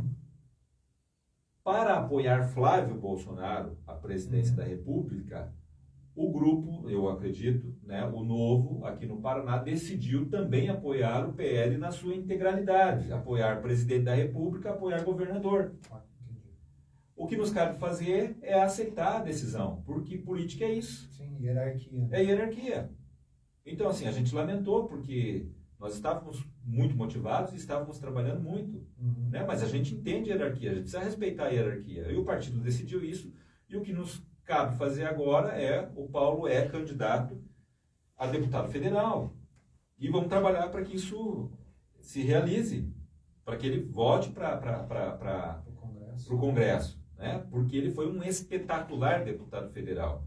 E ele vai ter o meu apoio irrestrito. Eu vou mergulhar, eu não posso coordenar a campanha dele, porque eu também serei candidato. E aí haveria ali uma questão ética um pouco delicada, porque ele vai precisar dobrar com outros candidatos a deputado estadual, e daí como é que é esse negócio? O Pedroso é uma dobrada do Paulo Martins e também vai coordenar? Não dá, né? Vai pegar mal. Então, por uma questão ética, a gente entendeu que eu não posso fazer essa coordenação dessa campanha, o que me doeu muito, porque, olha, ainda quero coordenar uma campanha, espero que para o governo do Estado, anote o que eu estou falando, né? Mas não é o momento. Então, neste momento, qual é a minha relação com Paulo Martins? Eu saio candidato, sou pré-candidato a deputado estadual, dobrando com Paulo Martins, deputado federal. E, se Deus quiser, ambos estarão eleitos. E a gente vai fazer um trabalho espetacular. Agora, eu quero ressaltar uma coisa. Desde fevereiro de 2025 até o atual momento, eu pude ter o privilégio de ter uma proximidade com o Paulo. Né? Porque, por mais que ele seja uma pessoa pública, ele tem uma personalidade, muitas vezes, mais reservada. Ele tem um cuidado com isso. Tá? E, gente, o quanto eu aprendi com isso foi algo realmente imensurável, assim, né? Principalmente nessa coisa de você ter o compromisso com a tua palavra. Você dá a tua palavra, você vai cumprir essa palavra até o último momento, sabe? A seriedade que o Paulo Martins tem para tomar decisões, por exemplo, né? Então, eu vejo numa comparação, não vou citar nome, mas às vezes os outros políticos decidem assim, às vezes por motivações outras, né? Às vezes até por sentimentos, coisas assim, e o Paulo não. Ele toma a problemática para ele, estuda todos os ângulos daquilo e toma a decisão simplesmente voltada para o bem comum. Ele sabe que se ele errar na decisão, outras pessoas, a sociedade pode ser comprometida. Então, gente, o quanto eu aprendi nesses últimos meses aí com o Paulo Martins, especificamente no que diz respeito à seriedade daquilo que você está fazendo, o compromisso. E ele é um cara que, assim, cada vez que ele fala, você pega os vídeos, ele voltou a gravar agora, eu vi, você pega os vídeos, você começa a ouvir o cara falar, você gosta daquilo porque você tem certeza de que o que ele está falando é a verdade. Sim. Muitas vezes é algo ruim de ouvir. Tá? Para a população, muitas vezes o que o cara quer ouvir é outra coisa. Mas quando o Paulo está falando, você vê que ele está tendo um compromisso, uma coerência com a realidade. Ele fala muito assim, Pedroso, a realidade se impõe. Infelizmente é isso. E é com isso que nós temos que lidar. Gente, eu penso para mim que eu estou tendo aí um privilégio ímpar na minha vida de estar próximo de um cara desse. Eu acho que eu elevei muito a minha qualidade como ser humano, como político ali, observando o Paulo e ele observando a atuação dele, né, respeitando, por exemplo, hoje ele é vice-prefeito da capital, ele poderia muito bem, peraí, eu ajudei aqui, eu vou... Não, respeita a hierarquia, prefeito à frente, ele sempre ocupando o espaço que cabe a ele, e a gente não vê muito isso na política. Tá? Essa coisa do sujeito se colocar no seu devido lugar, seja esse lugar qual for, e dar o seu melhor naquilo que está fazendo. Pouca gente fala, mas o Paulo, além de vice-prefeito, é secretário de Desenvolvimento Econômico da cidade, e até onde eu sei, a secretaria dele é uma das que mais entrega. Os números são simplesmente espetaculares. E ele não sai gritando isso para lá e para cá, né? Mas nos cabe, como cidadão, eu como cidadão, buscar essa informação, e a informação que eu tenho é de que a secretaria dele é simplesmente espetacular. Então, assim, eu só tenho a agradecer essa proximidade com o Paulo Martins. Essa é a minha relação com ele. Legal. Você é um dos poucos que eu conheço que, de fato, conhece os 399 municípios do Paraná, né? E você conhece a dor das regiões, assim, você pode dar um panorama geral, assim, do que você conhece do Paraná? Quais as dificuldades, de modo geral, assim? Olha, o Paraná ele é um estado do agro, tá? Majoritariamente do agro. Você vê, existe indústria, mas dá para industrializar ainda mais. Você precisa convocar a indústria para vir para cá. Né? Então, a gente tem os commodities, a gente tem ali o grão e tal, mas você pode trabalhar esse grão aqui e começar a exportar já como produto. Tem espaço para a indústria. Tá? Agora, quem viaja ao Paraná entende imediatamente que a maior dor neste momento das cooperativas e do produtor rural é o escoamento daquilo que se produz. É muito difícil, gente. É muito difícil. Lembram quando o governador Ratinho tirou os pedágios? Foi uma comemoração, uma coisa louca. Mas para quem continuou viajando sem pagar pedágio, e que logo, 2, 3 meses depois, as estradas estavam completamente esburacadas, e ficou esburacada até recentemente, causou a morte de muita gente, tá? Houve muito acidente. O Estado não tem como cuidar das estradas, ponto final. Não há meios de cuidar, você precisa pedagiar. Chegou uma altura que eu estava implorando para que o pedágio voltasse. Voltou, a proposta era que o pedágio barateasse, não barateou coisíssima nenhuma, voltou. O processo de restauração das estradas está muito lento, está muito ruim. Tá? Você muitas vezes você passa pela Praça do Pedágio, você anda 5 quilômetros, já tem buraco, já está tudo escuro, você já não vê mais nada. Tá? Você quer chegar em Londrina, a dificuldade que era. Isso que o Ratinho duplicou, fez bastante coisa. O governo Ratinho, energia trifásica, duplicação de estrada, mas é que há muito o que se fazer. Tá? O Estado do Paraná produz muito. É preciso muito investimento. Não dá para simplesmente o governo arcar com tudo isso. Você precisa trazer gente de fora para estar investindo no Estado do Paraná. O potencial do Estado é simplesmente algo inimaginável. Sabe? Quando você tá no meio de plantações, você está, sabe, região de os Campos Gerais, aí você vai lá pro oeste do estado do Paraná, região de Campo Mourão, a cor da terra, aquilo ali é simplesmente, assim, você olha para aquilo e fala, cara, qualquer coisa que você planta nesse lugar aqui, isso aqui é abençoado, a terra do estado do Paraná é abençoada. Agora veja, você pode quadruplicar as estradas, quintuplicar, não é suficiente. Você precisa das ferrovias. Você precisa fazer escoamento por carga, por trem, tá? Você precisa voltar a pensar, né, nas ferrovias no estado do Paraná. Você precisa ligar o estado do Paraná por ferrovias. Isso aí você vai conseguir como? Você tem como financiar? Isso não tem, isso é concessão. Você vai ter que trazer gente séria, gente de fora, tá? Então, assim, você pode potencializar muito o estado do Paraná, mas isso não será só e exclusivamente via as estradas, via asfalto, via as BRs. Não dá para fazer isso. Não tem como fazer isso. Você vai ter que pôr o trem para funcionar. Tá? Eu acho que hoje a maior dor que nós temos é a questão de Paranaguá, sabe? Eu tenho muitas pessoas que moram em Paranaguá e o porto está ali. Então, você recebe ali carga do Brasil todo. Por exemplo, deu esses dias um acidente gravíssimo ali na Serra do Mar. Era um motorista de caminhão que veio lá da Bahia, dirigindo até o Paraná, sem descansar, perdeu o controle, bateu. Então, essa coisa de você trazer carga lá da Bahia até aqui, o cara vem direto. Cara, isso aí é o seguinte, você precisa fragmentar isso.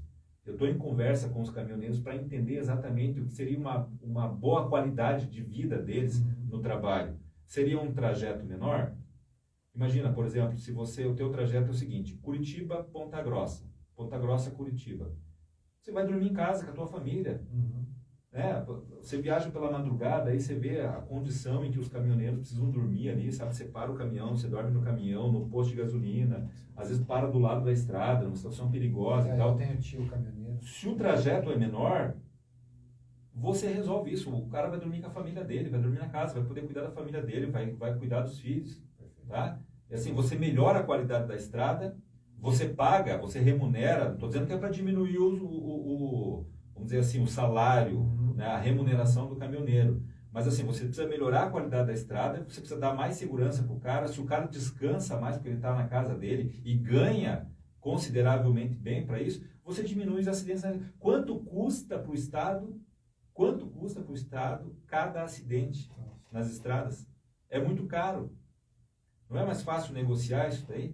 Né? O custo Brasil, né? Os buracos na estrada, o cara arrebenta, cada pneu de caminhão é caríssimo. Nossa, o cara destrói. Que envolve caminhão, o cara destrói o pneu de caminhão na estrada, isso aí está no preço do transporte.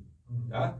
Aí tem aquela questão, assim, o cara está chegando em Paranaguá, tem a questão ali do risco de assalto, perda de carga, sabe, perigo. O Paranaguá está com muita dificuldade. Eu não vou ser leviano de começar a pontuar isso aqui, porque não é o momento. E não é o momento porque eu não tenho as nuances desses problemas da nossa cidade, mãe do estado do Paraná, que é Paranaguá. Eu preciso tomar conhecimento. Eu tenho grandes amigos lá em Paranaguá que estão me alimentando com todas essas informações para que quando eu comece a falar sobre Paranaguá, a gente seja assertivo. Sim. E não seja igual aquele pessoal que vai lá para Paranaguá, faz um videozinho lá de 2 minutos, mostrando os problemas, né, e sai xingando o prefeito, sai xingando as pessoas de forma leviana, de forma inconsequente, óbvio, vai ganhar 100 mil visualizações no YouTube.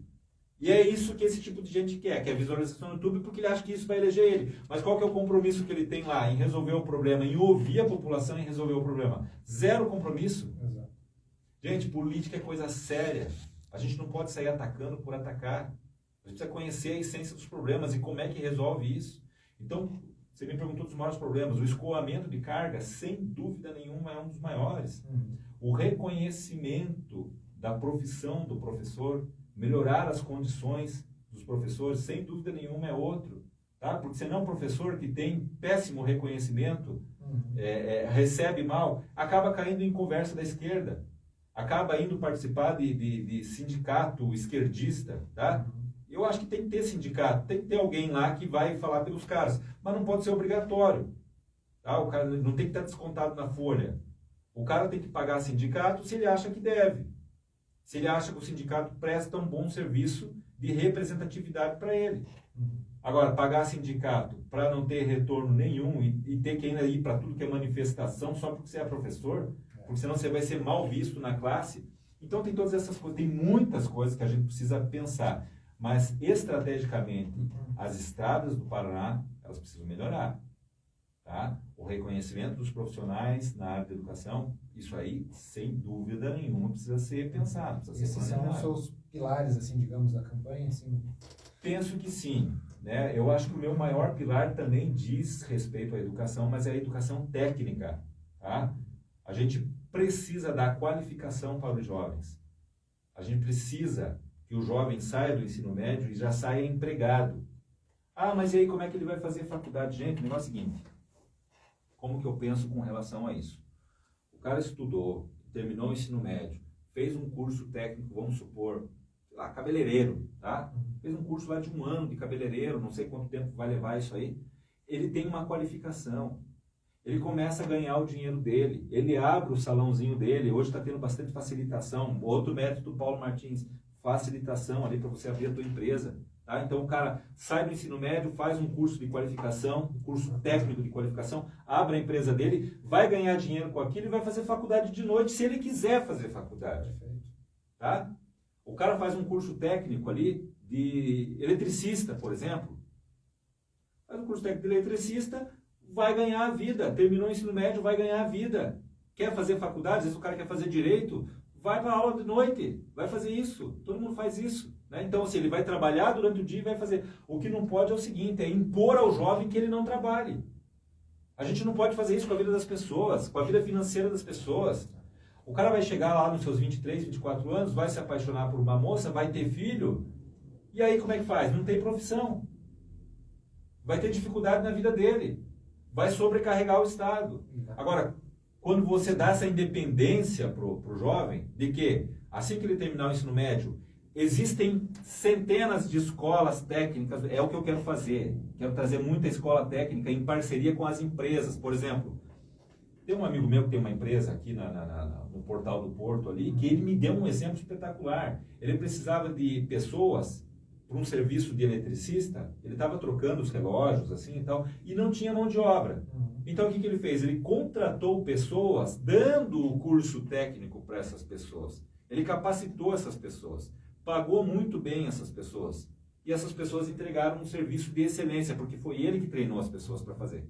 Né? Então é isso que a gente tem que fazer, a gente tem que buscar a parceria do público-privado nessa condição, que aí é o meu carro-chefe, sim, de você dar conhecimento técnico, ensino técnico, uma formação técnica curta para as pessoas, curta, tá? É 1 ano, 1 ano e meio, 2 anos, o cara já vai estar trabalhando. A gente não pode impor que o jovem não trabalhe, que ele vá para uma faculdade, que muitas vezes a gente questiona até a qualidade dessas faculdades que estão por aí.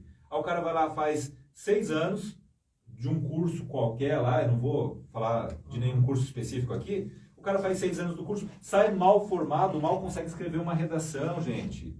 Tá? Não tem capacitação para o mercado de trabalho. E vai fazer o quê? Vai ter dificuldade. Aí saiu, porque ele pegou lá um financiamento do governo federal para fazer a faculdade, ele sai devendo para o governo federal, porque ele vai ter que devolver esse dinheiro, e ele não tem trabalho. O cara está, desculpa, ele está ferrado. Tá ferrado, a gente ferrou a vida do jovem. Então o negócio é o seguinte, antes mesmo de terminar o ensino médio, as pessoas já podem se matricular nessas escolas técnicas que eu quero ajudar a trazer para o Paraná. Eu já estou em conversa com empresários do Brasil e fora do Brasil para que isso aconteça. A gente está pegando exemplo no mundo todo. Vamos trazer escola técnica para cá, para o Paraná. Antes mesmo do cara terminar o ensino médio, ele já está fazendo aula, já está se capacitando. Terminou o ensino médio, ele vai poder trabalhar na área que ele estudou, através da escola técnica, e vai, se quiser, faz faculdade. Todo mundo conhece um exemplo, por exemplo, de alguém, por exemplo, fez um bom curso no Senac e já saiu empregado, né? Entendeu? Agora faça o seguinte, peguem aí, aquela coisa, eu não gosto de ser leviano de falar de número que eu não tenho na ponta da língua. Se vocês estão assistindo, pega aí, pega o Google e faz uma pesquisa da relação, por exemplo, assim, a quantidade de cursos técnicos que nós temos hoje no Paraná disponível. Ele vai te dar lá tantas mil vagas. Agora compara com a quantidade de jovens que saem do ensino médio. Você vai ver que é incomparável. Comparando os números, você vai ver que nós não temos escola técnica no Paraná. O pouco que tem não atende quase ninguém. Então precisa de muito mais. Os números nos mostram isso. Entendeu? Esse, de fato, será um carro-chefe. Lógico que eu não posso ficar muito falando de proposta e tal, porque as pessoas às vezes confundem as coisas. Mas, sem dúvida nenhuma, dar qualificação técnica para os jovens para que ele possa sair do ensino médio empregado e construa a sua vida com mérito próprio, sem precisar de ajuda do governo para nada, sabe? Para nada, não precisa de bolsa, nada. O cara vai sair empregado, vai buscar um conhecimento financeiro, vai administrar bem a sua renda, vai casar, vai ser feliz. É isso que a gente quer para o povo, liberdade para o povo. Entrando um pouquinho de volta na questão da política, a política é muito desigual, né? Primeiro que a gente precisa obrigatoriamente estar num partido para concorrer, né? Não tem como fazer campanhas independentes, o que é um problema, né? E, além disso, a gente tem de um lado candidatos, por exemplo, que nem você, que conhece todo o Estado, de cabo a rabo, e candidatos que não conhecem o Estado, porém, a gente já sabe que vai investir 2 milhões em impulsionamento. Como equilibrar essa disputa tão desigual assim? Infelizmente, eu não vejo. Não tem, é uma pergunta que não tem resposta. Como equilibrar? Não há como. Não há como. Veja, eu estou filiado num partido que tem pouco fundo eleitoral. Ou seja, eu vou receber pouco dinheiro, ou dinheiro nenhum, porque eu sou candidato a... O dinheiro vai para o deputado federal. Aí o deputado federal vê se vai me ajudar com alguma coisa. Tá? Cabe a ele lá ver se vai ter como destinar algum recurso. Mas, na prática, eu não vou ter dinheiro nenhum. Não vou ter R$1 para poder fazer a minha campanha. Ao passo que nós vemos que outros candidatos, mas daí é dinheiro próprio mesmo e tal, né? É aquilo que o Diogo colocou aqui. Ele até fez uma coisa, olha, às vezes o cara não conhece o estado do Paraná e vai colocar 2 milhões de impulsionamento na rede dele, ou seja, o YouTube dele ou o Instagram dele vai chegar naquela cidade. Só que ele nunca pisou lá. Perguntar para ele, sei lá, qualquer coisa a respeito não precisa nem ser de cidade, porque às vezes é difícil, são 399 cidades, então às vezes perguntar o nome de alguém, então, é difícil saber. Mas alguma coisa da região, o cara não sabe, porque ele nunca pisou lá. Quem nunca pisou na cidade, em pré-campanha e em campanha, também não pisará como deputado eleito. Tá? Eu acompanho a rotina de muitos deputados. Aquele deputado que não tem o hábito de viajar o estado como candidato, também não terá esse hábito como deputado eleito. Então, não reclamem. Tá? Se vocês nunca viram a cara do deputado que vocês votaram, que ele nunca foi na tua cidade depois de eleito. Ele não irá. Ele simplesmente não irá. Ele fez a eleição dele pela internet. Hoje a internet, ao passo que a gente pode dizer assim, ela democratizou. Se fosse o seguinte, ninguém pode impulsionar. Aí ok, aí a gente pode falar que democratizou, porque todo mundo vai estar em pé de igualdade.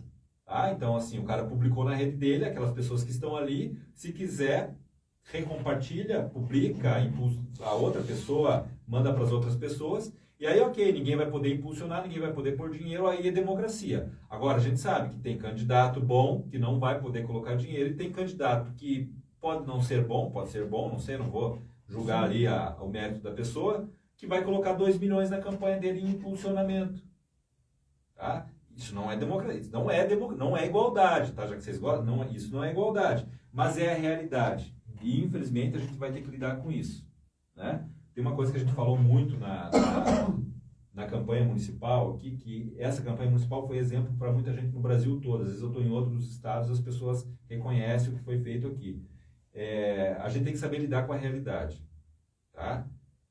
Essa vai ser uma dificuldade? Sim, essa vai ser uma dificuldade. Se o teu candidato também não sabe lidar com a dificuldade, agora em campanha, o que prova que ele vai conseguir lidar com as dificuldades do Estado e especificamente com as suas dificuldades quando ele estiver eleito? Perfeito. Tá? Então, assim, a realidade, como diz o Paulo, né? A realidade se impõe. A realidade é a seguinte: eu sou o candidato e não tenho dinheiro para fazer campanha. O outro cara talvez não seja tão qualificado no sentido de conhecer o Estado, os problemas do Estado, mas ele vai meter 2 milhões. Eu vou ter que aprender a lidar com essa realidade. Como é que eu posso, de alguma forma, driblar isso e conseguir chegar nessas mesmas pessoas que ele chegará com esses 2 milhões? Aí entra a ajuda de quem está nos vendo agora, né? Porque assim, na medida do possível, quem elege é o povo. Tá? Precisa combinar com o povo. Tá? Esse candidato que vai colocar 2 milhões na campanha dele aqui, é o seguinte: se você quiser, você não precisa votar nele. Não é porque ele colocou 2 milhões de impulsionamento que você vai votar nele. Então pronto, então analise as propostas. Chegará o momento em que todos os candidatos poderão falar livremente de todas as propostas. Analise as propostas. Chame o candidato para conversar. Eu estou fazendo em média aí, olha, graças a Deus eu estou conseguindo usar o meu tempo para poder conversar com as pessoas. Eu estou fazendo em média 20, 25 reuniões por dia, né? E são praticamente reuniões individuais, porque é o seguinte, as pessoas não conseguem ainda mobilizar pessoas, as pessoas não estão pensando em política. Então o máximo que você consegue é falar com o cara da padaria, que te recebe ali por uns 20 minutos, 30 minutos, para você poder conversar um pouquinho com ele, né? Com outro empresário menor ali, às vezes com um presidente de bairro, coisa assim. Então, assim, é o que dá para fazer. Mas eu acredito muito nesse trabalho, olho no olho, um a um, trabalho orgânico de visitar as pessoas, de falar com elas. É diferente, tá? Eu gostaria também de ter muita estrutura para impulsionar o máximo possível na rede social, mas eu não terei. Então, se você entende que o trabalho que eu venho realizando pela política do Estado do Paraná nos últimos anos é relevante, peço que me ajude, desde já. Fale do meu nome, converse com as pessoas, compartilhe os vídeos, tá? Comente nos vídeos. Meu WhatsApp, eu estou divulgando o WhatsApp, mande-me mensagem, sabe? Pedroso, vamos combinar uma visita aqui, eu estou à disposição, tá bom? Estou à disposição. E falando um pouquinho a nível nacional, será que finalmente vamos aposentar o Dilma? Olha, precisamos, não temos opção, a não ser vencer ou vencer, digamos assim. É uma eleição muito perigosa, eu vejo assim, tá? Muito perigosa, porque se a gente perde essa campanha, essa eleição, eu não sei se a gente consegue restaurar todo o estrago que já foi feito no Brasil, não apenas nos últimos 4 anos, mas por longos anos aí em que a esquerda dominou, né, e saqueou o nosso país. Assim, o Flávio Bolsonaro, o que eu penso sobre o Flávio Bolsonaro? Eu estive na presença dele em Brasília, em 2024, e ele, o pai dele, outras pessoas estavam ali e tal, eu pude conversar um pouquinho, assim, ele me pareceu uma pessoa muito simples, assim, muito transparente, o que eu quero dizer, não simples, transparente, e conversou comigo, assim, de uma forma, e ele é um senador, então ele poderia ter toda a pompa de senador que os senadores do Paraná têm, por exemplo, os intocáveis senadores do Paraná, por exemplo, têm. E não, ele sentou, conversou, num linguajar amigável, assim, né? Eu tive a oportunidade, isso, olha, é algo espetacular, de estar algumas vezes na presença do Bolsonaro lá em Brasília, porque a gente estava fazendo alguns planejamentos, né? E o Flávio, em um ou duas desses momentos, esteve presente, assim. E, assim, o que eu vejo? Foi definido pelo líder maior da direita, que é o Jair Messias Bolsonaro, que Flávio Bolsonaro será o nosso candidato. Ponto final, acabou. Não há nenhuma outra segunda, terceira, quarta, quinta via. A única via é Flávio Bolsonaro. Tá? eu aguardei um pouco para ver como que as circunstâncias e os desdobramentos iam trabalhar com relação a isso antes de começar a pular de cabeça na campanha do Flávio Bolsonaro. Observei os movimentos, entendi todos eles, todos os poréns. É importante ouvir todos os lados, de pessoas que às vezes não concordavam com a pessoa do Flávio e queriam tal coisa, mas acabou esse tempo. Flávio Bolsonaro, vamos dizer, venceu essa fase de discordâncias. Ele venceu isso, gente. Tá? Discordâncias internas. É natural que haja isso. E é importante que haja isso. Os Estados Unidos tem muito disso. Né? Nossa, lá tem as... partido, exatamente, tem as eleições primárias lá, né? As prévias, né? Então, assim, é importante que haja isso. Isso aconteceu. Ele foi testado e passou pelo crivo ali vamos dizer, da inveja. A rápida transferência de votos mostra que foi acertado, né? Ele é o nosso candidato. Tá? Se ele tivesse 10 pontos atrás do Lula, eu diria com toda essa mesma convicção, ele é o nosso candidato. Então a gente não tem escolha, a gente não tem que pensar mais, acabou. O tempo que a gente para olhando e criticando, eu tenho dezenas de críticas para fazer aqui a respeito dessa pré-campanha do Flávio. Não as farei. Não ajuda mais, tá? Não ajuda mais eu chegar aqui e falar, olha, gostaria que fosse assim, gostaria... Gente, não dá. Torço para que ele tenha um time técnico muito qualificado de campanha. De campanha. Tá? Porque isso é muito difícil. Uma eleição nacional é muito difícil de fazer. Tá? Mas, assim, no que diz respeito a mim, ao meu posicionamento e ao pessoal que está comigo, gente, acabou. É 100% Flávio. Vamos para cima, vamos trabalhar, vamos começar a levar o nome dele aonde ainda não está. Né? A gente tem a sorte aqui de estar no Paraná e, assim, majoritariamente, aquilo que eu já falei aqui, o Paraná, ele é majoritariamente de direita.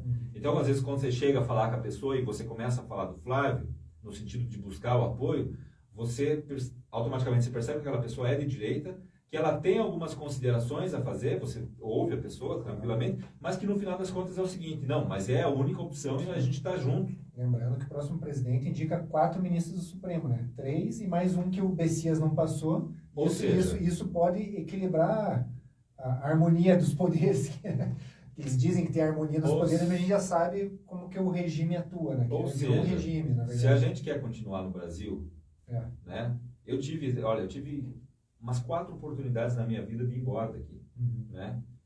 Do Brasil. E essa questão, né? Política, social minha, eu sempre falei, não, aqui é o meu país, e se eu tenho que fazer alguma coisa que preste nessa vida, eu vou fazer aqui, né? É aqui que tem que ser feito, né? E eu não quero me arrepender dessas decisões nunca na minha vida, então eu vou fazer o melhor que eu posso, né? A gente tem que buscar, isso que o Diogo está falando, é extremamente sensível. São 4 ministros, sabe, que ele vai poder indicar, isso vai equilibrar. Eu tenho certeza que ele fará boas indicações. Não é pessoas que vão ser tendentes, nada. Até porque com um Senado teoricamente mais à direita, teria como indicar pessoas mais qualificadas, porque passaria numa sabatina mais à direita. Então, a sabatina do Senado, né? A gente sabe que, por exemplo, muita gente reclama das indicações do Bolsonaro. Ok, mas para aquele momento, se indicasse alguém mais ideológico, não passaria na sabatina e o Lula... Pela primeira vez agora, em mais de um século, não passou o Bessias por uma questão política, né, que a gente viu que havia um problema ali específico, né? Porque senão passaria facilmente como tudo passou. E olha, foi uma surpresa muito boa, não foi? Pô, uma delícia. Foi uma surpresa muito boa, porque eu não tinha mais essa esperança. Sim. Aí entraria ali um militante horroroso. Assim, sabe? Seria uma coisa... E assim, o problema é que ele não é nem militante, ele é maldoso, é aquela esquerda que vai fazer perversidade. Perseguidor. Tá? Perseguidor. Né? Não é nem militantezinho, não é né? É gente má, né? De índole mesmo, assim. Então, gente, que surpresa boa, né? Surpresa boa. Foi algo realmente, a não aprovação dele foi realmente algo muito bom para todos nós brasileiros, né? Pedroso, alguma consideração final? Algum recado para Gostaria de fazer uma consideração final um pouco mais sensível, assim, né? Hoje eu estive num velório de um amigo, não amigo assim, amigo de momentos, mas amigo de convicções. né? Faleceu aqui em Curitiba o Gessé. Quem tem por hábito ir em encontros de patriotas e manifestações, conhece ele. Estava em todos os momentos, né? E ontem mesmo eu estava conversando com uma pessoa e eu estava falando assim que eu não estou vendo nas gerações que estão chegando essa prontidão para o bem comum, né? Essa coisa de se doar por uma causa, sabe? Que a gente chama hoje dos tios do Zap e tal, que o pessoal veste camisa verde e amarela e vai lá defender liberdade na praça pública. Vai na né? Câmara. Vai na Câmara, vai cobrar os vereadores, vai na Assembleia, vai cobrar os deputados, faz manifestação, se coloca, fala. Eu não estou vendo isso mais na formação moral das gerações que estão chegando, né? E hoje faleceu uma pessoa que eu posso falar, ontem na verdade, faleceu e hoje foi o velório e o enterro já. E eu posso falar que o Gessé, o pouco que eu conheci ele é esse exemplo de pessoa que a gente poderia pegar, assim, é o exemplo pronto e entregar para as gerações que estão chegando. Pessoal, vocês não precisam ser como ele, mas um pouco de patriotismo, um pouco de pensamento no bem comum, né? Então, assim, eu estive na cerimônia hoje e fiquei lá um pouco conversando com as pessoas e pude conhecer os familiares que eu não conhecia e tal. E você vê que ele era uma pessoa comum, como todos nós, assim, que tem os seus compromissos, que tem que trabalhar para poder colocar as coisas dentro de casa. E mesmo assim, ele tirava um tempo da vida dele para dedicar à nação dele, sabe? E isso tem me comovido muito, porque o tempo está passando nessa vida e eu não estou vendo que isso está sendo replicado nas outras gerações. Eu acho que a nossa geração, Diogo, já pegou meio que o final disso, né? E eu não sei, eu acho que a gente precisa pensar, nós que temos, assim, alguma maturidade, e, enfim, a gente precisa pensar um pouco, sabe, em como isso chegar, esse senso de pertencimento à pátria chegar aos nossos jovens. Mas eu queria deixar nessa minha consideração final o meu sentimento aí para a família e para os amigos mais próximos dele e dizer que Gessé foi um exemplo para muitas pessoas, né? Para muitas pessoas. É isso que eu queria dizer. Pedroso, muito obrigado. Vamos marcar uma próxima conversa e vamos aprofundar essas questões aí. Logo em breve. Obrigado, pessoal. Um abraço. Valeu.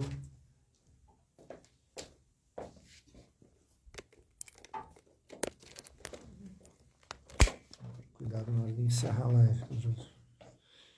Então, tem que ir no xizinho.